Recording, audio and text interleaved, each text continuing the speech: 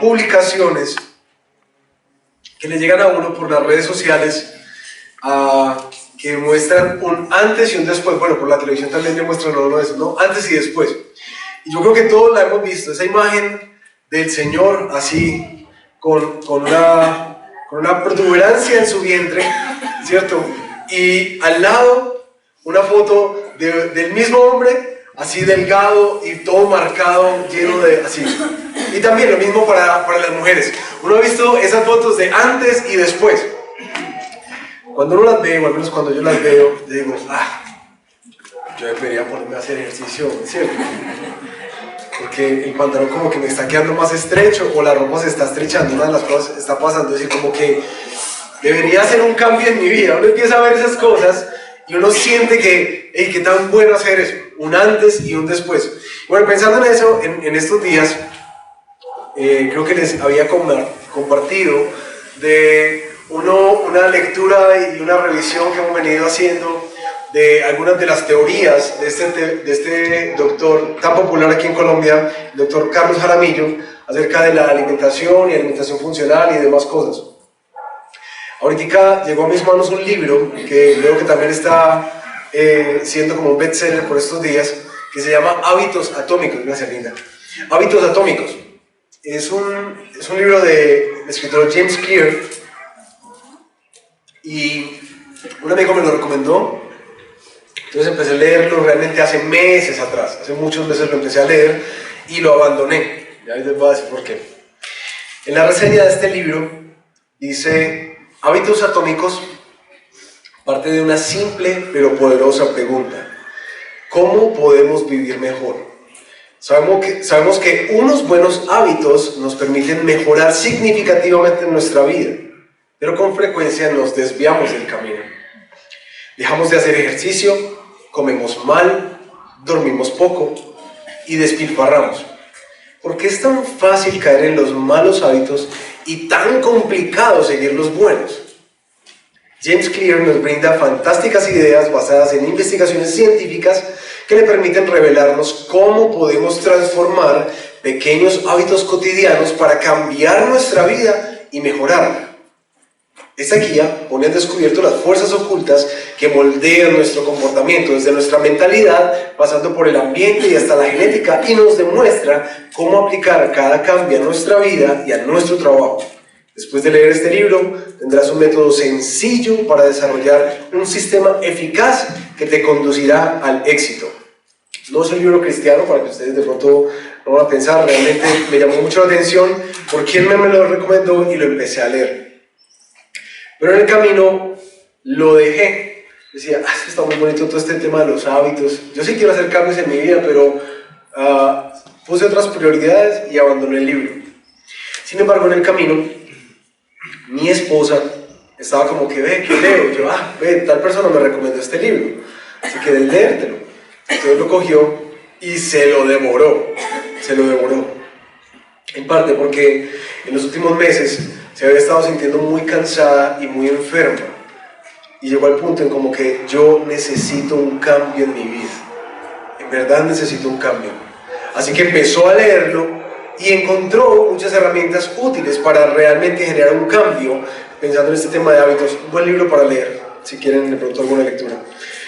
En cierto sentido, lo que Sari tuvo y yo no tuve fue sensatez. Ella, juiciosita, empezó a aplicar muchos de los principios que el libro le pedía y evidentemente empezó a hacer un cambio, y gracias al Señor, que consideró que no era bueno que el hombre estuviera solo, porque a cualquier cosa en la que ella se mete, todos nos metemos en la casa, ¿sí? Entonces, el tema de dormir bien, de cuidar lo que comemos, que yo sigo haciendo cosas por escondidas, pero trato de cambiar mi vida, pero gracias al Señor que ella está ahí y bueno, ha impulsado un tema de un cambio. Pero ¿por qué les estoy hablando de cambios y de vivir mejor? Porque parece como una charla de superación personal aquí. Porque literalmente, mis queridos, literalmente, el sermón del monte termina así. Jesús va a llevarnos a un punto en el que deja a su audiencia, en el punto en que debe tomar una decisión acerca de lo que quiere para su vida hacia adelante. Nos va a llevar a un punto en donde vamos a tomar la decisión de ¿Qué tipo de edificación vamos a hacer de nuestra vida de tal manera que resista la prueba de la adversidad, no solamente del tiempo presente, sino del tiempo por venir? Jesús va a concluir todo esto diciendo: los voy a comparar con un hombre que edifica su casa sobre dos terrenos distintos. El que escucha y pone en práctica mis palabras, lo voy a comparar con este hombre. Entonces, hoy quiero que, así como nos acercamos a estos gurús de la salud o de hábitos y demás cosas, que nos dicen: mira, pon esto en práctica y te prometo que vas a ver cambios en tu vida. Jesús se viene aquí a culminar el Sermón del Monte, en todo esto tan bonito que hemos visto a lo largo de todos estos meses, para decirte: mira, es muy importante que tú no solamente oigas o leas este libro, sino que lo pongas en práctica. Vamos a Mateo capítulo 7 y vaya conmigo el versículo 24 hasta el 29, vamos a leer hoy.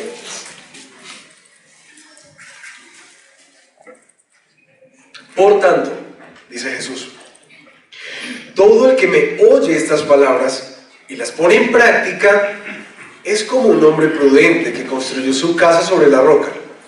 Cayeron las lluvias, crecieron los ríos, soplaron los vientos y azotaron aquella casa. Con todo, la casa no se derrumbó porque estaba cimentada sobre la roca.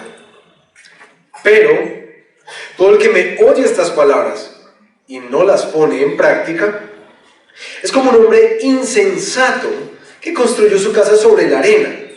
Cayeron las lluvias, crecieron los ríos, soplaron los vientos y azotaron aquella casa, y ésta se derrumbó y grande fue su ruina. Ahí termina literalmente el Sermón del Monte. Sin embargo, Mateo nos registra el impacto que tuvo este sermón. Versículo 28. Cuando Jesús terminó de decir estas cosas, las multitudes se asombraron de su enseñanza, porque les enseñaba como quien tenía autoridad y no como los maestros de la ley. Padre, te pedimos hoy tu gracia para poder comprender tu palabra una vez más. Déjanos, Señor, no solamente ser cautivados por tu sabiduría, asombrados por tu autoridad, sino que te pedimos que cautives de tal manera nuestro corazón, que tu Espíritu nos convenza en lo profundo, para no solamente venir a escucharte, sino para tomar la determinación hoy de poner en práctica aquello que nos has enseñado. Yo te pido, Señor, que hoy sea un día decisivo en nuestra vida, especialmente de aquellos que han venido buscándote y acercándose a la fe, a las Escrituras, a la iglesia. Por favor, Señor, guíanos a tomar una decisión radical en nuestra vida. Enséñanos a edificar nuestra vida en ti. Enséñanos a edificar sensatamente, sabiamente. Te pedimos, Padre, en el nombre de Jesús. Amén. Bueno, hoy vamos a ver en esta conclusión del Sermón del Monte, voy a dividir esta predicación como en 4 elementos. Uno es que todos nosotros estamos edificando algo, ¿sí? Estamos edificando algo sobre un cimiento.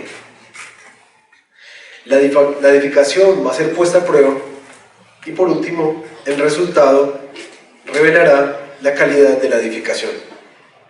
Estamos edificando algo, sobre algo lo estamos poniendo, eso va a enfrentar la prueba y vamos a ver un resultado. ¿Listo? Entonces, arranquemos con lo que estamos edificando. Ustedes ven que Jesús utiliza esta metáfora de un hombre que está edificando una casa en un lugar en particular. La vida del hombre, Jesús la compara con una casa que se edifica. Literalmente, Jesús está mostrando que el ser humano siempre está edificando algo, y es curioso que no pone a edificar no sé, como un barco o un carruaje o cualquier otra cosa, sino que edifica una casa. Creo yo, porque la casa representa donde está nuestra vida, lo que es más importante para nosotros, es nuestro hogar. Así que Jesús utiliza esta metáfora para mostrar que el hombre está edificando lo más importante para él. Un hombre está edificando una casa. Así que, en este momento, ¿a qué conclusión podríamos llegar nosotros sobre qué es lo que nosotros estamos edificando? Si nosotros nos ponemos a pensar, todos nosotros edificamos algo en nuestra vida o algo con nuestra vida. Desde chiquiticos nosotros metemos a los niños a la escuela por una razón. Porque queremos ¿qué? Para ellos. Que se eduquen, que formen, como decían los abuelos, que sean alguien en la vida. ¿Sí? Los muchachos planean y proyectan qué carrera van a estudiar porque están proyectándose a algo en su vida. En últimas, este tema del proyecto de vida es algo que nosotros inconscientemente siempre estamos trazando. Pero eso no es solamente para las etapas más tempranas de la vida. Toda la vida nosotros estamos construyendo algo.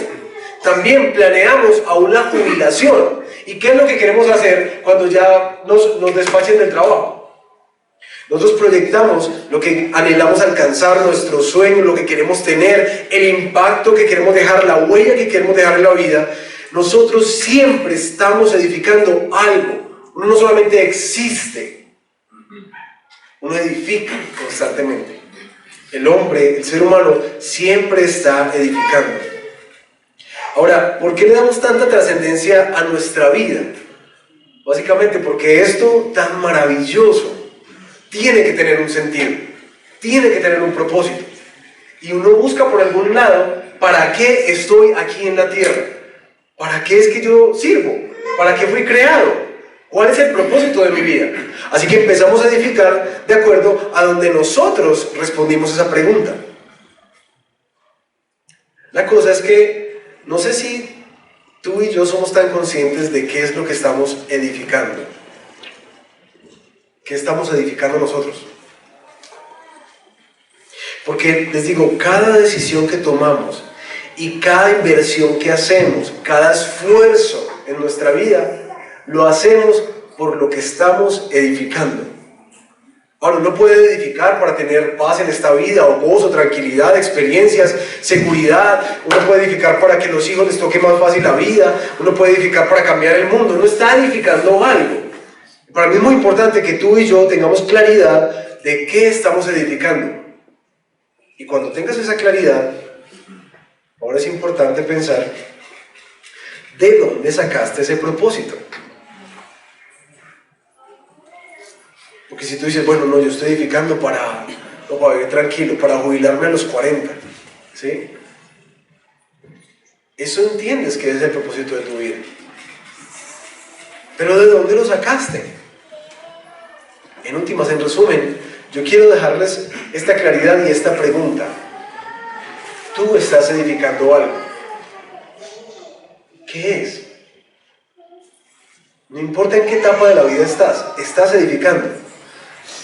Y esa idea y ese propósito de la vida, yo quiero desafiarte a pensar de dónde lo sacaste.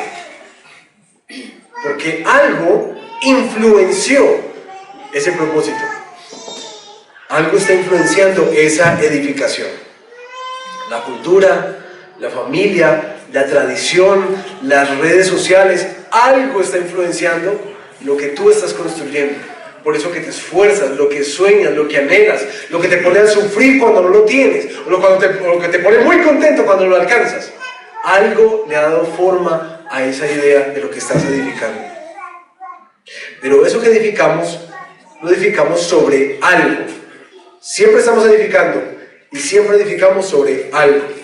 Jesús, en el versículo 24, nos dice: por tanto, el que me oye estas palabras y las pone en práctica es como un hombre que construye su casa sobre la roca. Y asimismo lo dice de aquel que escucha las palabras y no las pone en práctica, y dice que es edificar sobre la arena. Jesús nos plantea que la vida siempre la edificamos sobre algo. Pero hay una claridad que yo quiero hacer, porque cuando tú buscas por internet este tema de la casa sobre la roca, normalmente vas a ver una casa en una playa y una casa como en una roca, así como la piedra del Peñol, pues una casa encima. Sin embargo, Jesús no nos está hablando tanto del lugar en el que edificamos como del fundamento o el cimiento en el que edificamos. Y creo que donde más encontramos claridades de esto es en Lucas capítulo 6, versículos 47 y 48, que es el paralelo de este mensaje. Permítanme leerles. Lucas 6, 47 y 48. Voy a decirles a quién se parece todo el que viene a mí y oye mis palabras y las pone en práctica. Se parece a un hombre que al construir una casa cavó bien hondo y puso el cimiento sobre la roca. De manera que cuando vino una inundación, el torrente azotó aquella casa, pero no pudo ni siquiera hacerla tambalear porque estaba bien construida.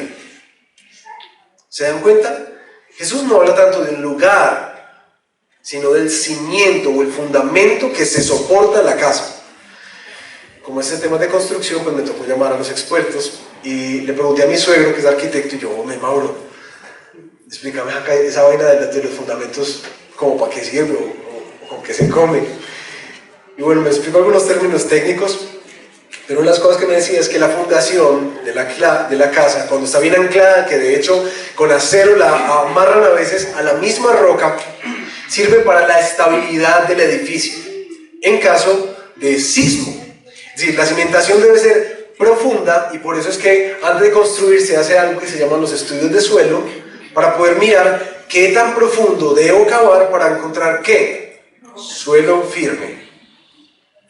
En últimas, el texto, entendiendo esto, nos ayuda a comprender que lo que está hablando Jesús aquí no es lugar, sino fundamento, y que encontrar ese fundamento sí requiere un esfuerzo adicional. Como dice Lucas, requiere cavar. Ambos hombres están edificando las mismas cosas. De hecho, es muy curioso que los dos hombres son muy similares. Lo único es que edifican sobre un lugar diferente, pero tienen el mismo esfuerzo, quizás están construyendo la misma casa, con los mismos materiales, pero en un lugar distinto. Aparentemente se ven igual en las vidas, aparentemente se ve exactamente igual, pero ¿cuándo es que tú notas la diferencia? Cuando viene la adversidad. Jesús estaba apelando a que sí hay un esfuerzo adicional de aquel hombre que está cavando por encontrar un fundamento sólido, porque el fundamento sólido solo sirve para garantizar la resistencia de la edificación ante la adversidad. Esa es la única razón por la que te tomarías el tiempo de cavar y buscar y no solamente montar una casa sobre cualquier terreno. ¿Por qué el fundamento importa? Porque te estás preparando para la adversidad.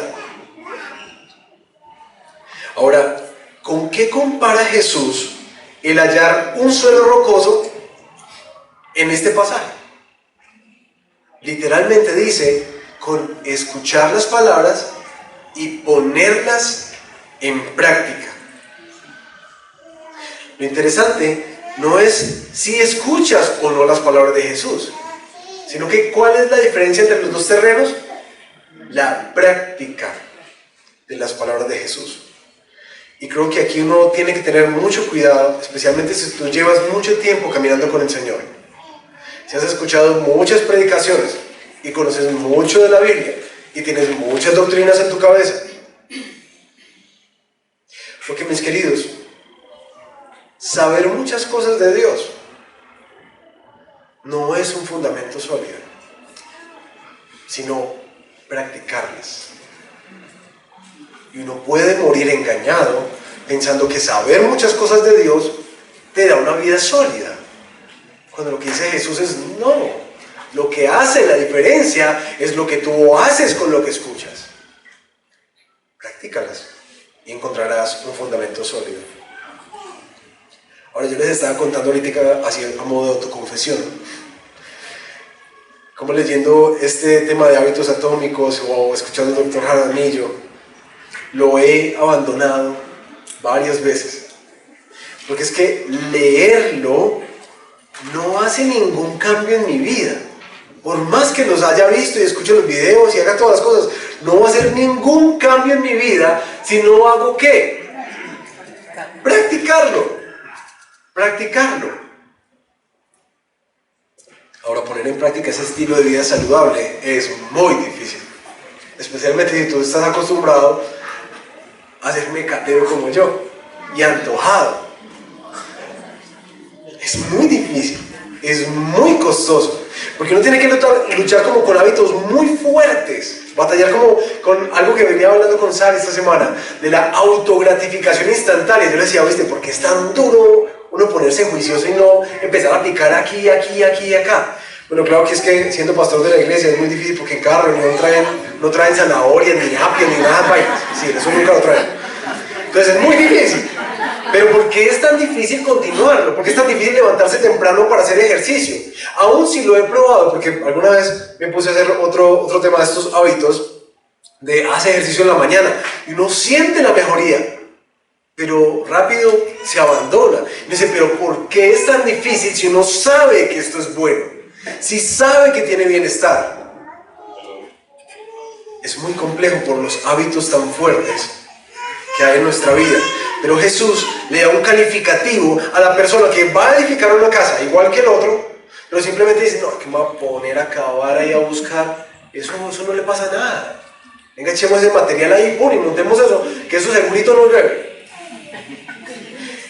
Ese estilo de vida que no escucha las palabras, sino que piensa que quizás él sabe más que el Señor y construye las mismas cosas, es insensatez. Por eso yo les decía ahorita que yo veo sensatez en mi esposa e insensatez en mí. ¿Por qué? Porque cuando yo no hago ejercicio en la mañana, estoy cada vez con menos energía en el día. Cuando yo como mal, la ropa empieza a quedar más estrecha y se me dispara nuevamente el asma. Es decir, esas decisiones que yo tomo están trayendo consecuencias en mi vida. Yo espero que después de este mensaje algo cambie.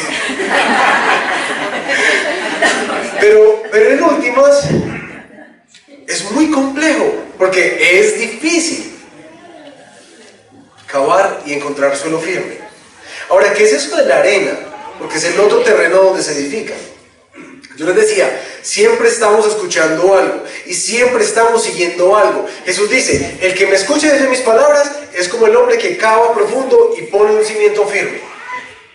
Pero el otro, que me escucha, pero hace otra cosa, sigue otra voz. Y ahí es donde yo quisiera parar por un momento y pensar, ¿cuál es la otra voz que uno escucha y si sigue? Porque no siempre está siguiendo algo. Y sigo en las confesiones. Normalmente cuando yo estoy más cansado, es que me dan más ganas de picar algo. Y entonces yo voy en el carro y yo digo, y esos carritos de dona que están por todas partes, no, ya, me la merezco. ¿Sí? Y paro y me como mi dona. Me voy a decir esto a Sari, ¿cierto? Pero en últimas, sí hay algo que estoy escuchando y algo que yo estoy siguiendo. Y es esa idea de que yo merezco algo y lo merezco ya. Y lo quiero ya y lo puedo tener ya, entonces lo voy a hacer. Sin pensar en lo que viene hacia el futuro.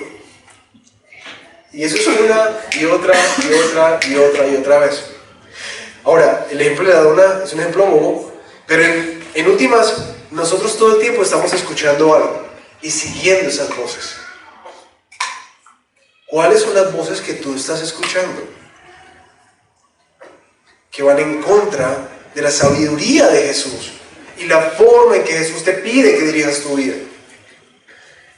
Y creo que lo que necesitamos hacer es parar y pensar. ¿Tú sabes cuáles son las voces que constantemente escuchas? ¿Ustedes han escuchado el dicho? Dime con quién andas y te diré quién eres. ¿Por qué? Por la influencia. Por la influencia. Simplemente por eso. Porque a lo que dedicas tu vida, lo que compartes tu vida, te va a influenciar. Así tú digas, no, a mí no me va a influenciar nada. No, yo soy, me he visto como yo, hablo como yo. Decía, no va a hacer eso. Te va a influenciar. Si tú todo el día estás pegado a una red social mirando qué está pasando con la vida de otros, eso te va a influenciar, te está influenciando. Si pasas el tiempo libre viendo telenovelas, eso te va a influenciar. Si todo el tiempo pasas viendo noticias y noticias, te va a influenciar. Lo que tú escuchas te va a influenciar. O si no, miren los pelados, no ven los niños chiquititicos que se parchan, que se parchan, ¿ustedes me entienden el término? En la parte de aquí arriba, escuchando reggaetón, y tú los ves exactamente igualitos. Lo que hablan, lo que dicen, te va a influenciar. Siempre estamos siendo influenciados por algo, y eso le da norte a nuestra vida. ¿Qué estás escuchando? Que se siente más fácil que seguir a Jesús. Que se siente más sencillo, aún más gratificante instantáneamente que seguir a Jesús. Porque recuerda las semanas pasadas, Jesús nos ha venido anticipando que caminar con Él es entrar por una puerta y caminar por un camino angosto. Así que no es fácil, pero siempre hay una recompensa más grande. Papás, yo quiero hacer una invitación muy especial aquí. Date el tiempo de ver que está influenciando la vida de tus hijos. Yo no quiero satanizar las redes sociales, pero si tú le estás dando a tu hijo un celular para que te deje trabajar o para que te dé un ratico de descanso, tú necesitas ver que está influenciando su vida, porque esto le está dando muchas más horas de formación, aún que a veces el colegio. Pero también, papás, esposos, hombres, yo quiero llamarles la atención de manera muy especial a que también vean que les está dando forma a la mente de sus esposas. Porque algo está hablando y una voz está siguiendo. Y es tu responsabilidad de parte del Señor, delante del Señor, de poder cuidar también el corazón, no solamente de tus hijos, sino también de tu esposa. Y pastorearla. No estoy hablando de prohibir, sino que estoy hablando de reflexión. Ayúdanos a reflexionar. Se llegó la niña con una canción de Bad Bunny. Bueno, escuchémosla, porque una tía se la puso. Escuchémosla. ¿Qué piensas? ¿Y qué te gusta? ¿Y qué dice? ¿Y qué piensas de eso? Ella reflexiona y dice, bacán el ritmo, pero el mensaje me parece muy feo. Ayúdales a reflexionar. Reflexionemos sobre las voces que escuchamos. Ahora Jesús está diciendo a los discípulos y a las multitudes que poner en práctica sus palabras es una cosa muy compleja, es estrecho, es difícil, pero es lo más sensato. Ahora, ¿qué es lo que me lleva a mí a tomar la decisión de qué voz escuchar y qué voz aplicar? Básicamente, lo que quiero hacer, lo que quiero que resista esta casa de aquí para adelante. Eso es lo único que tú debes pensar. ¿Cuánto quieres que resista tu vida? Porque ese es el punto acá. O sea que no vas a que se desbarate la vaina. Pero en serio, a todo lo que dedicas tu esfuerzo, tu vida, tu corazón, tu pasión, vas a permitir fundamentarlo sobre algo que cuando venga la adversidad no va a tumbar. Y vas a experimentar ruina. No sería sensato tomar esa decisión. Y quiero quizás para algunos que están acercándose apenas a la fe y conociendo un poco de las Escrituras, quizás una pregunta que se hacen es, pero bueno, uno puede escuchar a Carlos Jaramillo y el tipo ha estudiado bastante, o a James Clear y uno dice, ve, tiene mucho soporte científico, pero este Jesús, yo ¿por qué lo tengo que escuchar? Porque quien dice esto es determinante. Y yo quiero recordarte que el que está hablando aquí, el predicador del monte, es Dios mismo. Es ese que te conoce, el que te hizo, el que sabe tus propósitos, el que sabe para qué te creó, para qué te dio los dones que te dio y las limitaciones que te dio. El que está hablando aquí es el que conoce el pasado, el presente y el futuro. Es el que sabe cuáles adversidades enfrentarás en la vida. Este que te habla aquí es tu creador. ¿Qué más credenciales quieres? Así que escuchar estas palabras es determinante. Es como uno coger una super máquina que tiene un botón y uno dárselas como que no, venga, yo miro a ver eso como hace. Si uno 2, y si uno 3, y si uno 7, te vas a poner a inventar. Aquí la vida es una cosa demasiado compleja, lo que tiene un creador y tiene un manual de instrucciones.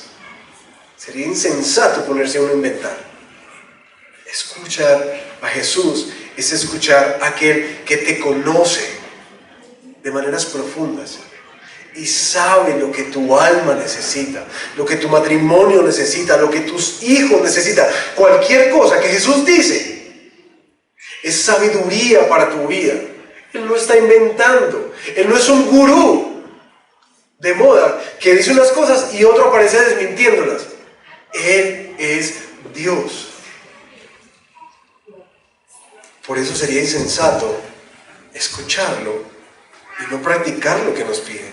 Siempre esa decisión va a terminar en desgracia. Ahora, nuestra edificación, dice nuestro texto, en el versículo 25 y 27, que va a enfrentar pruebas. Cayeron las lluvias, crecieron los ríos, soplaron los vientos y azotaron aquella casa. Nuestra vida siempre va a enfrentar adversidad. Y uno conoce las adversidades de esta vida y muchos las hemos vivido. Un cáncer, un divorcio, una enfermedad, la muerte de un ser querido. Esas cosas que golpean duro, ¿no? Que no es como que, ay, me chocaron el carro, o ay, me quedé sin trabajo. No, cosas que golpean muy duro, que hacen que tiemble la casa, que tiemble la vida, que uno sienta que la vida se le desarticuló. De esas adversidades Jesús dijo que iban a venir. Así que esta casa que nosotros edificamos sí va a enfrentar adversidades en esta vida. Y créanme, en esta vida, como decía Jesús, van a tener aflicciones, vamos a tenerlas. Seguir a Jesús no te va a librar del mal. Seguir a Jesús no es un salvoconducto para que nada malo te pase. Eso no es bíblico. Seguir a Jesús no nos libra del mal de este mundo, pero créeme que sí te lleva a vivir las mismas circunstancias que todo el mundo vive, de una manera totalmente distinta. Totalmente distinta, muy diferente. Él hace la diferencia. Sin embargo, Jesús, en nuestro contexto, si recuerdan las predicaciones pasadas, nos venía hablando del fin del mundo, del día del juicio. ¿Recuerdan eso? Así que contextualmente tenemos que ver que cuando Jesús está hablando de la adversidad que viene a golpear la casa, no está hablando de las adversidades de la vida. Está hablando de una gran adversidad que viene para el ser humano, que es cuando Dios, su creador, vuelva a poner en orden las cosas y los llame a cada uno de nosotros a comparecer frente a Él, al juicio que enfrentaremos delante de Dios. Pablo lo describe en la primera carta de los Corintios, capítulo 3, versículo 10, de esta manera. Según la gracia que Dios me ha dado, yo como maestro constructor eché los cimientos y otro construye sobre ellos. Pero cada uno tenga cuidado de cómo construye, porque nadie puede poner un fundamento diferente al que ya está puesto, que es Jesucristo. Si alguien construye sobre este fundamento, ya sea con oro, plata y piedras preciosas, o con madera, heno y paja, su obra se mostrará tal cual es, pues el día del juicio la dejará al descubierto. El fuego la dará a conocer y pondrá a prueba la calidad del trabajo de cada uno. En última, repite esta misma idea de que lo que nosotros construyamos va a enfrentar la prueba del juicio de Dios. Y que ese día se verá realmente qué era lo que nosotros estábamos edificando.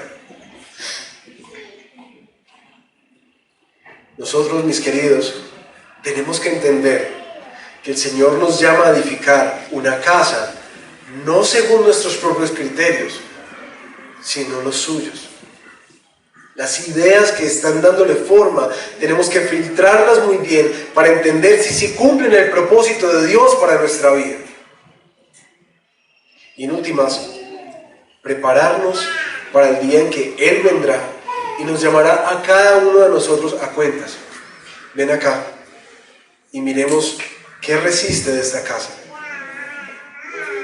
Por eso dice el texto que en últimas las edificaciones enfrentaron una oleada de destrucción. Sin embargo, dice el versículo 25, el resultado reveló la calidad de la edificación. Con todo, la casa no se derrumbó. ¿Cuál es la razón?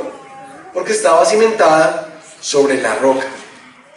Pero el versículo 27 nos dice que la casa que enfrentó todas estas mismas adversidades se derrumbó y grande fue su ruina. ¿La ruina de quién? La ruina del hombre que edificó. Ante la adversidad, el resultado siempre es evidente. En el 2018,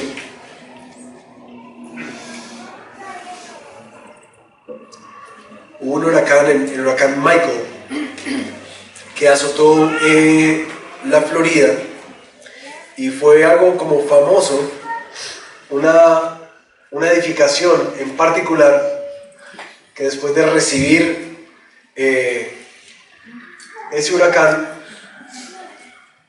quedó en pie. Irónicamente se llama el Palacio de Arena. El Palacio de Arena.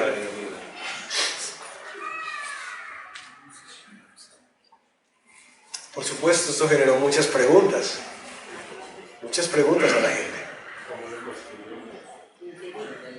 Enteras.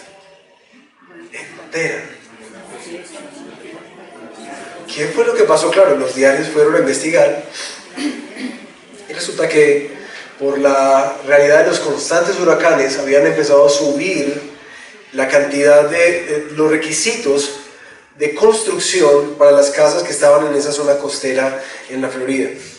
Así que habían pedido que ya no fueran como 180 kilómetros, casas resistentes a 180 kilómetros por hora, sino casas resistentes a 263 kilómetros por hora, que pudieran resistir.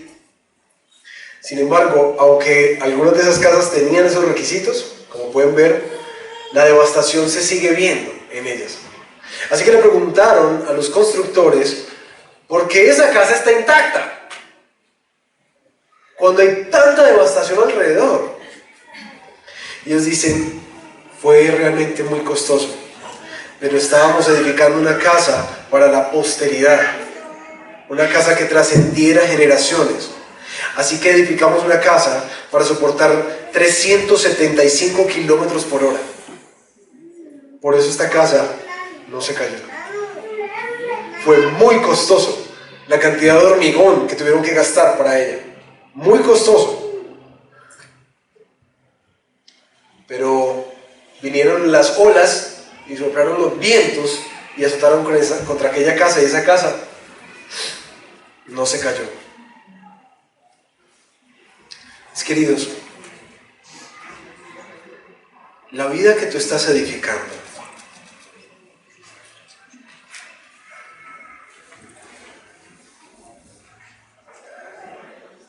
¿para cuánta resistencia ante lo que viene está preparada para resistir? Y aquí quiero hacer una cita de un pastor muy conocido, John Piper, en uno de los sermones más famosos que él tiene, de No desperdicies tu vida. Decía, muchas veces, como creyentes, estamos trabajando tanto en nuestra vida. Y hay un creyente, llega el tiempo de me voy a jubilar muy temprano para poderme ir a las Bahamas y comprarme mi casa y mi yate de tantos pies. Y efectivamente pasa eso. Y llega el día en que puede dedicarse a vivir sabroso. Que no lo entendemos, ¿no? Caminar, comer coquito, pescado, dormir. ir en el yate, bucear, pescar. Y este hombre hace una colección de conchas. Espectacular. Y dice, insensato, dice John Piper. Cuando venga el día del Señor y Él te llame a cuentas, muchos dirán, Señor, pero mira mi yate, y mira mi casa, y mira esta tranquilidad que yo tengo. Señor, mira esta colección de conchas que yo hice. ¿Te vas a presentar así delante del Señor? ¿Tú crees que para eso te dio la vida? Para eso te dio la vida. Y grande será su devastación. Ahora, mis queridos, ¿cuál es la invitación de Jesús con toda esta parábola que te deja aquí? Simple. Edifica bien. Sé sabio en la forma en que edificas tu vida. El texto termina hablando de una multitud que se queda asombrada con la enseñanza de Jesús. Y dice, uy, este hombre sí predica con autoridad. Con autoridad. No como esos que nos han tocado a nosotros. Sí predica, no sé si se le ve como madera. Pero una de las cosas que reflexionando en este texto pensaba, yo creo que esa no era la reacción que Jesús quería. Porque Jesús no quiere multitudes asombradas con su autoridad. Él quiere discípulos consagrados a su autoridad. Él no quiere de ti y de mí asombro y admiración. Quiere consagración. Que nos dediquemos a escucharlo y a obedecerle. Hasta aquí hemos visto que es sabio construir nuestra vida en las palabras de Jesús, que siempre estamos edificando algo, que sobre algo lo estamos edificando, premisas y comprensiones que escuchamos y seguimos por ahí, pero que esa construcción siempre va a enfrentar la prueba en esta vida, pero especialmente en la venidera. Y por último, que siempre vamos a ver en últimas la calidad de nuestra construcción. Pero cuando Jesús está hablando de el que pone en práctica mis palabras, es necesario culminar este sermón haciendo un resumen de cuáles han sido las palabras de Jesús. Porque Jesús, si ustedes lo recuerdan y pueden hacer un mapa ahí conmigo del Sermón del Monte, comenzó diciendo, dichosos los pobres en espíritu. ¿Recuerdan? Porque el reino de los cielos les pertenece. Y empezó a darle a sus discípulos toda una nueva comprensión de la vida, que literalmente era al revés. Era el mundo al revés. Porque aquí son dichosos los pobres en espíritu, los que lloran, los humildes, los que tienen hambre y sed de justicia, los compasivos. Es decir, esos que no triunfan en este mundo, esos son los bienaventurados. ¿Qué? Y luego de eso Jesús les está diciendo, ¿saben qué, mis queridos? Ustedes van a ser dichosos, pero van a ser perseguidos por mi causa. Seguirme va a ser muy complejo para ustedes. Pero ¿saben qué? Ustedes son la sal y la luz de este mundo. La forma de vida que yo les hablo es totalmente contradictoria a los parámetros que hemos aprendido. Y por eso van a sufrir. Pero en ese sentido ustedes son los que sazonan este mundo. Jesús habla de un mundo como un mundo en descomposición y oscuro, que necesita ser salado para conservar y preservar, pero también para traer luz y esperanza.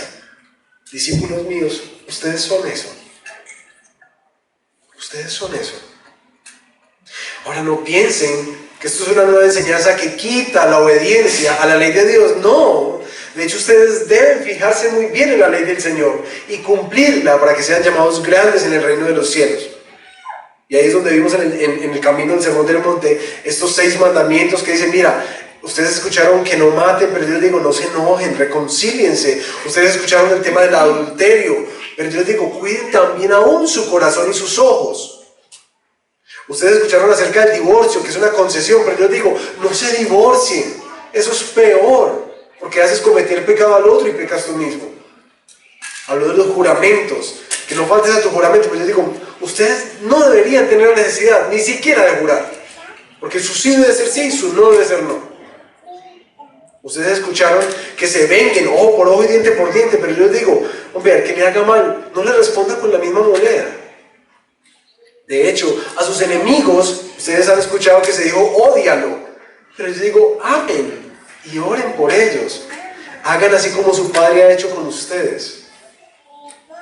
Pero después les dijo a sus discípulos, mis queridos, tengan cuidado con tratar de comportarse muy bien, de hacer sus obras de justicia solamente para que la gente los aplauda y los reconozca. Tengan cuidado cuando dan al necesitado, eso deben hacerlo sin que nadie se dé cuenta. Tengan cuidado cuando oren, eso deben hacerlo en secreto. Tengan cuidado cuando ayunen, que eso ni siquiera se note en ustedes, porque ustedes están buscando la recompensa del Padre que está en los cielos. Y luego a sus seguidores, a esos que iban a ser la sal y la luz del mundo, les dice, queridos, no acumulen tesoros en el cielo, no acumulen tesoros en la tierra, porque aquí todo se pierde. Más bien acumulen tesoros en el cielo. Y recuerden, no es posible servir a Dios y a las riquezas al mismo tiempo. Es imposible. No se preocupen por el mañana, porque el Señor sabe que tienen necesidad. Más bien preocúpense por el reino de Dios y su justicia, y todo lo demás será añadido.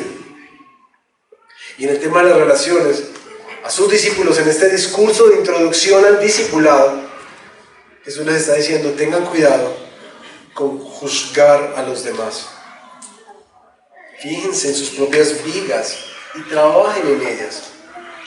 Eso hará algo que les permite poder intervenir en la vida de otros. En lo difícil, pidan, busquen, llamen y van a encontrar respuesta de parte mía, porque el Padre sabe dar buenas cosas a los que le piden. Y por último termina el sermón diciendo, esto será un camino angosto para ustedes, pero termina en gloria. Tengan cuidado quienes están escuchando la predicación de hace 8 días, y tengan cuidado aún de su propia profesión de fe, que no seas engañado pensando que sí estás cuando no estás, porque no estás haciendo la voluntad de mi Padre. Ahí es que Jesús termina el sermón diciendo, pongan en práctica estas palabras. Esto será como un fundamento firme para ti. Así que en conclusión, no estamos hablando de algo etéreo y amorfo de escuchar al Señor. Si tú quieres hoy de una manera práctica edificar tu vida en algo que resista el mal, repasa una vez más el Sermón del Monte. Repásalo y obedece lo que Jesús te manda hacer. Las consecuencias de esa decisión son eternas, determinantes. Y aquí quiero hacerte una claridad, mis queridos. La fe sí demanda obediencia. Nuestra fe en Jesús sí nos demanda sujeción a Jesús y obediencia a Jesús, porque quiero tener cuidado con el patrón que a veces veo de negociar la obediencia por la gracia. El Señor sabe que yo soy pecador, el Señor sabe que es una lucha en mi corazón. Ten cuidado, porque las líneas son muy delgaditas de saber lo que el Señor te pide hacer y no quererlo hacer, y esconderte bajo la gracia de Dios, la muerte de Cristo, el perdón que ya te fue dado. Cuidado, porque aquí Jesús no está negociando la obediencia. Él no está negociando la obediencia por la gracia. Te dice, si tú has conocido el Evangelio, realmente eso te va a movilizar a obedecerme. El que me ama guardará mis mandamientos. ¿Y cómo sabemos que lo amamos? Porque lo obedecemos, dice la primera carta de Juan. Pero no quiero terminar este sermón sintiendo que es como esos sermones de ve y hazlo mejor, ve y esfuérzate más. Porque la verdad, si tú te vas y repasas y digo, ay bueno, voy a entonces amar a mis enemigos, el primero que te dé un puño y que te choque el carro y que te robe la plata, te vas a dar cuenta lo difícil que es practicar el sermón del monte. Pero que sea difícil no significa que no lo vas a hacer. Y de ahí la importancia de que el sermón del monte sí nos ha dado 2 recursos hermosos para poder vivir la vida en obediencia al Señor. Primer recurso: pidan, busquen, llamen. Jesús está mostrando en este texto cómo es la vida del reino de Dios. Esto es alto, sublime, hermoso, ideal. Y es algo con lo que tú y yo lucharemos al seguirlo. Pero el primer recurso que Dios te da es: pídeme a mí, búscame a mí, llámame a mí. Y creo que la mejor ilustración de esto me la dio mi esposa esta semana. Cuando llega y Tiago, que está todo disparado en estos días del genio, no sé dónde aprendió eso, contesta todo feo, entonces a él le dice: me haces el favor y te calmas. Y él lo mira con esos ojitos de sapito que tiene, dice: mami, ¿me ayudas a calmarme? Sí, eso es exactamente la materialización de cómo vivimos el Sermón del Monte. Sabemos que debemos amar a los enemigos. Señor, es muy difícil, pero me ayudas a amar. Señor, es muy difícil perdonar a los enemigos y no vengarme, pero Señor, me ayudas a perdonar, me ayudas a amar, me ayudas a dar. Señor, es muy difícil no juzgar al otro, pero Señor, me ayudas a tener compasión con el otro. Es algo que requiere una constante dependencia del buen Padre, que te va a dar lo que necesitas para poner en práctica lo que te pide hacer. Por eso un famoso autor decía hace muchos años: Señor, danos lo que nos pides y pídenos lo que quieras. Porque en últimas la obediencia que Dios demanda de nosotros requiere una profunda dependencia de Él. No creas que esto está en tu capacidad.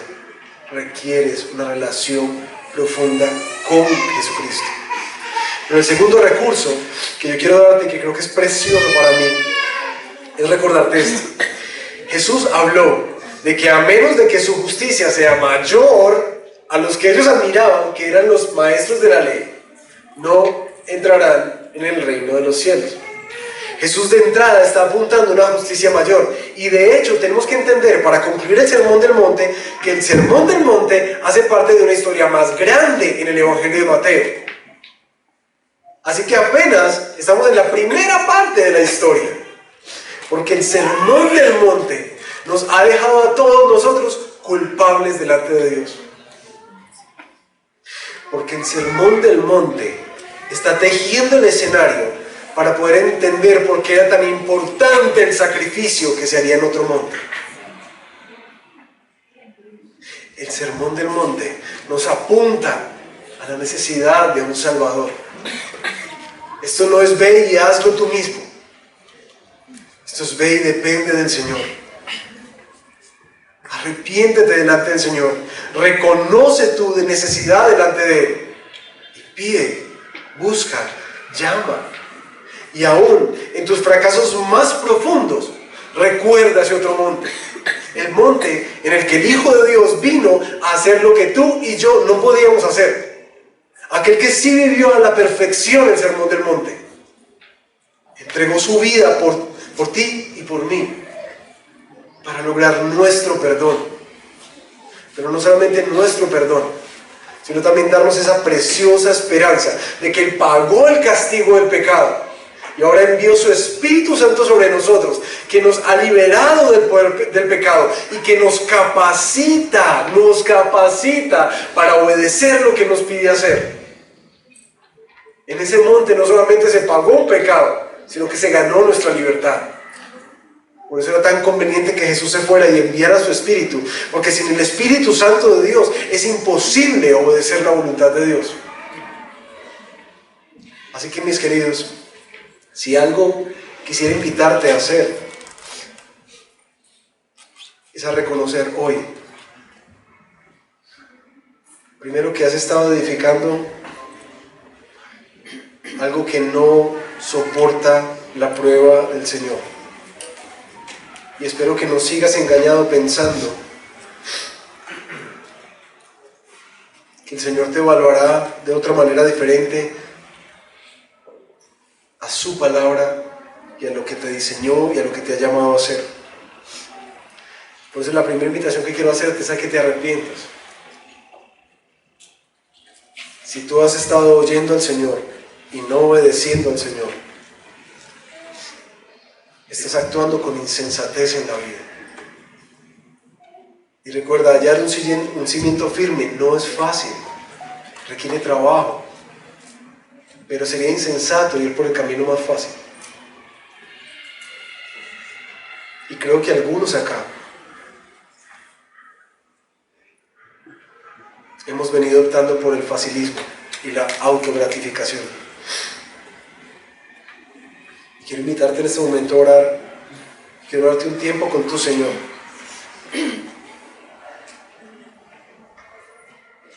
Para que te hagas esas preguntas de chequeo. ¿Qué estás edificando? ¿Y de dónde sacaste esa idea de que la vida es para eso? ¿Sobre qué estás edificando?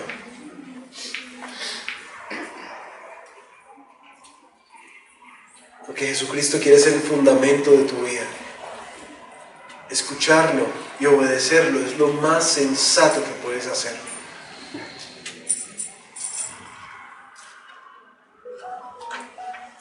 No seas en un sentido como yo, con estos gurús de la salud, que sé que hay cosas que me hacen daño, pero persevero en ellas. Eso traerá consecuencias en mi vida, en mi cuerpo, para esta vida. Pero de lo que nos está hablando aquí Jesús es eterno. Es eterno. Y Él quiere ser un fundamento sólido para tu vida. De hecho, quiero invitarte porque creo que hay muchas decisiones que tomar el día de hoy.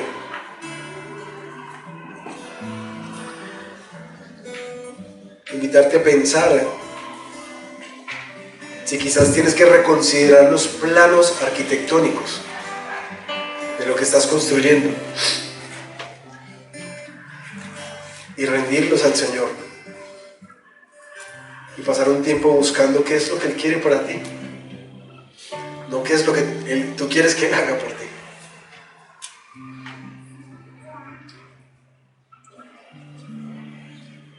Algunos han venido cosechando las consecuencias de conocer muchas cosas de Dios, pero no obedecer al Señor. Y eso está trayendo ruina a tu vida, a tu familia, a tu matrimonio, a tus hijos.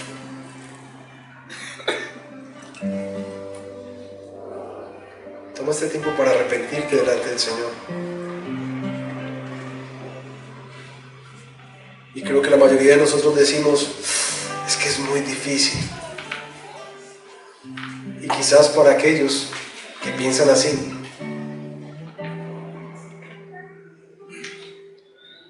hoy el Señor nos está invitando a recordar que es imposible sin Él, que requiere dependencia.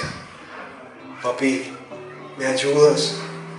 Papá, ¿me ayudas?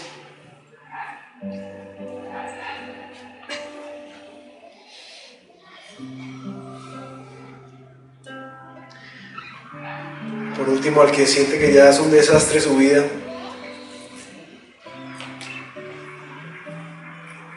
que ya se dio por vencido,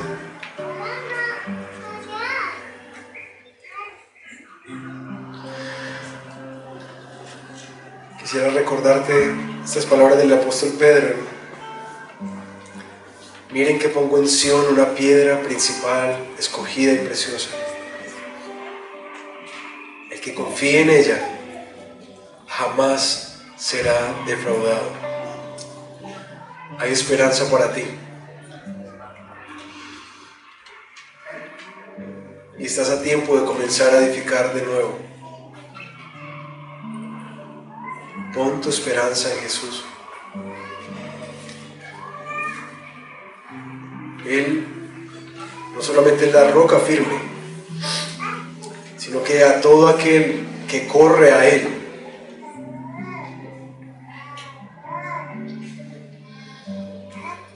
Cuando venga el día de la prueba, no enfrentará la destrucción, ni será defraudado, ni enfrentará la ruina, porque el mismo Hijo de Dios dará la cara por Él.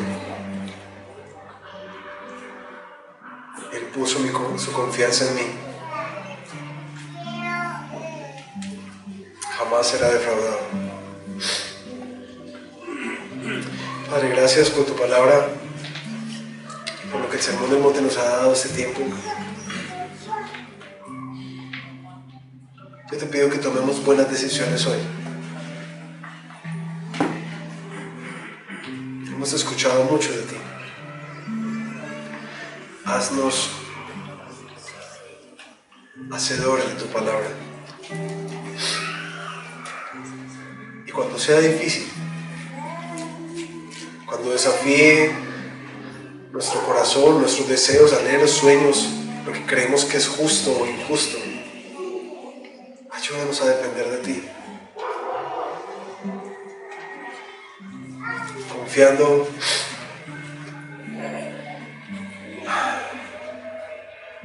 en que será difícil seguirte, pero dichosos los pobres en espíritu, porque el reino de los cielos les pertenece. Dichosos los que lloran, porque serán consolados. Dichosos los humildes, porque recibirán la tierra como herencia. Dichosos los que tienen hambre y sed de justicia, que serán saciados. Dichosos los compasivos, porque serán tratados con compasión.